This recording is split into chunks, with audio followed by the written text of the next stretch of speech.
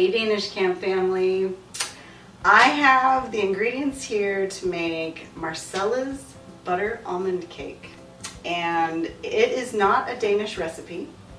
However, it will wow any Danish crowd. The silly story about this, because I looked it up, wondering where did this come from? I got it from Sophia Miller's More, who found it in the Oregonian many, many years ago and tried it and passed it along.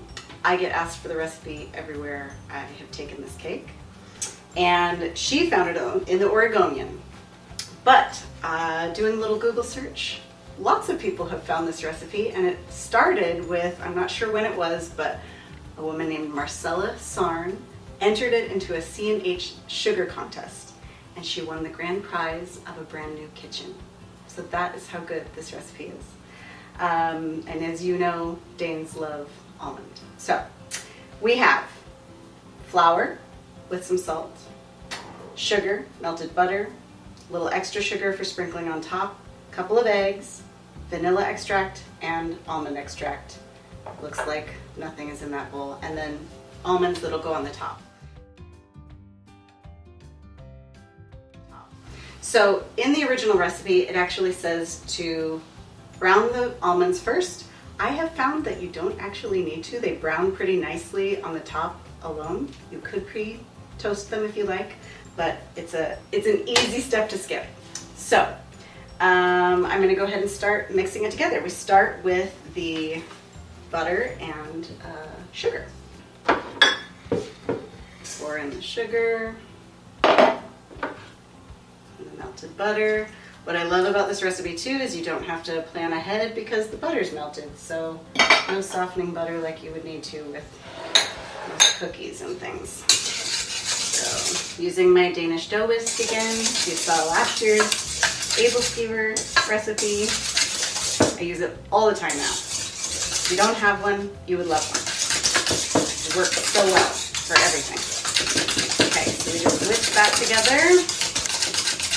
And then we add in the eggs.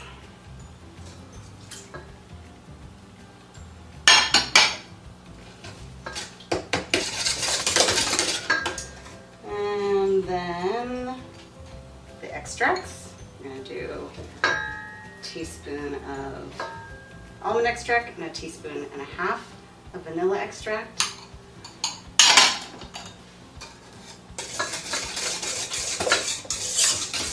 Okay, set that aside. This is the flour and the salt. I'm going to dump that in. I mean, this is so easy. Just put it all in a bowl, mix it up.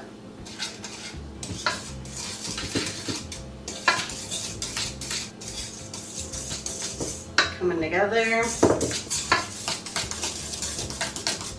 Okay, nice and thick. Super easy. Done.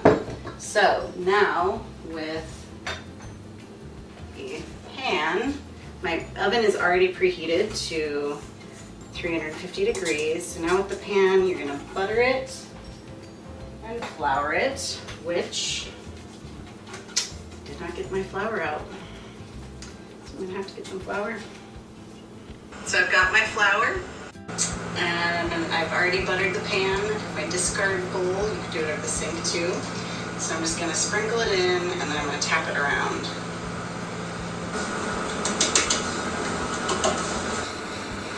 Okay. All set. So now we're just gonna scrape this off, scrape it in, and bake it. So my oven is preheated to 350 degrees.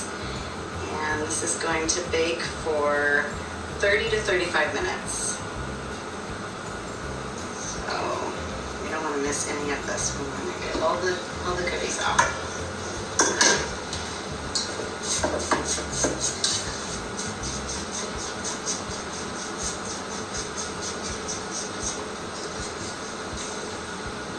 You can see it's a really thick batter.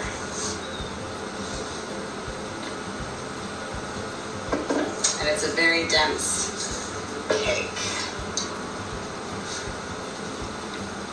So I'm just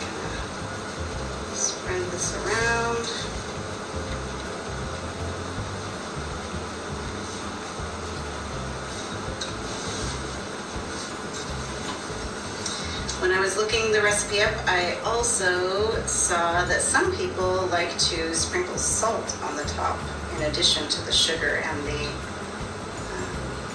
almonds. I'm going to stick to the original recipe as Janet Barber gave it to me as today, but I bet some salt would be good too. So you're just going to sprinkle the sliced almonds around,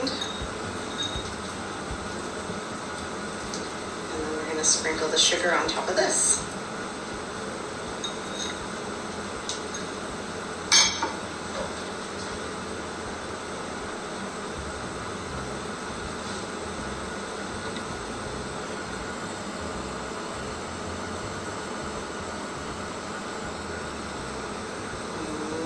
Okay, and it is ready to go in the oven, so I will see you when it's done.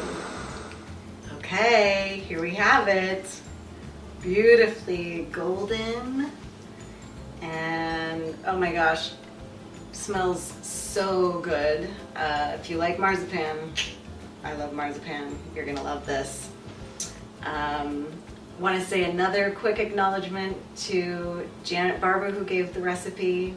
We miss you, Janet. How really special it is that we can reconnect with loved ones who are no longer with us through our cooking. So I hope you will try this, even if you've never done any baking. It's so easy, it's so quick, and will easily impress whoever you give it to. So I hope you'll try it. Thanks for watching today. Until next time, bye.